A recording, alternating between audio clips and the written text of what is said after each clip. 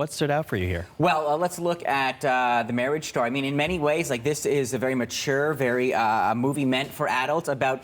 They call it the marriage story. They really should have called it the divorce story. That's what it is. About people who have decided right there at the outset of the film, this isn't working anymore. There's Scarlett Johansson. She plays an actress who gets a chance to film a pilot, so she goes off to L.A. Adam Driver plays his theater director, and he kind of sees his marriage crumbling. He starts flying back and forth, trying to deal with the ensuing divorce. You kind of think of Kramer versus Kramer, some kind of classic movie vibes in there, but certainly this is a powerhouse film for acting. Driver and Johansson, a number of incredibly visceral, emotional scenes. That one where they really had that blowout is one of the best. You get to see Adam Driver sing also, which is nice.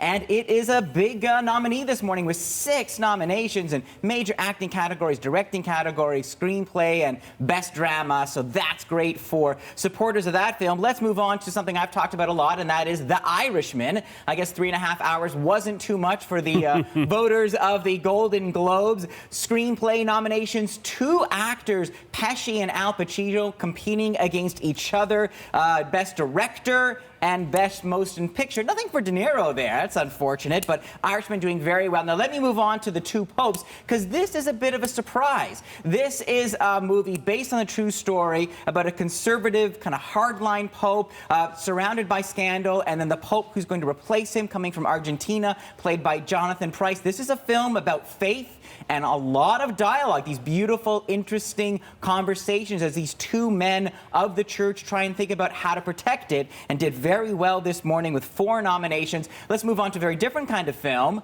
Dolemite Is My Name. Eddie Murphy is back playing the blaxploitation hero and the man who actually brought him to life.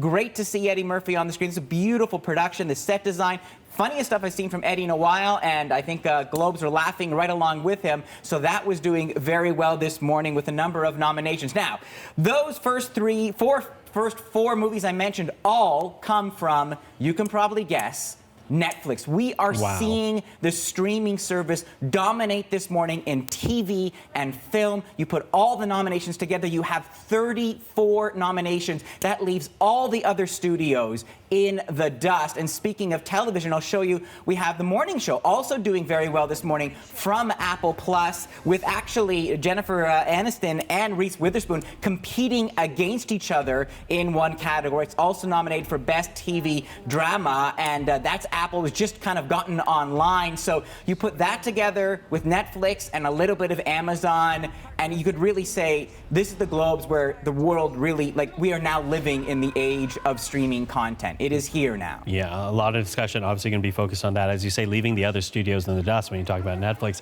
But let's talk about one category already getting a lot of, well, not one category, but one area that's getting a lot of reaction right now, and this has to do with supporting roles. Yeah, there's some really interesting races. Let's start with, I think we have the Best Actress board.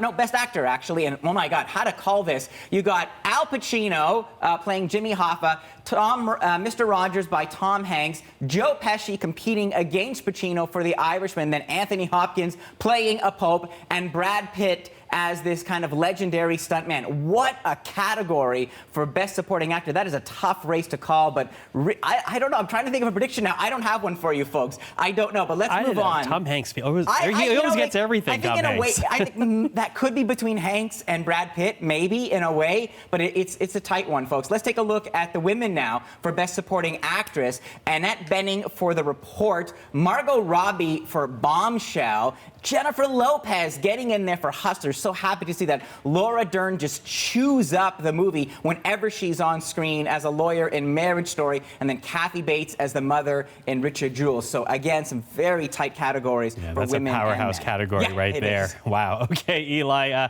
much more to talk about the Golden Globes as the awards near. Thank you for that. You're welcome. Our Eli Glasner, the film critic here at CBC News.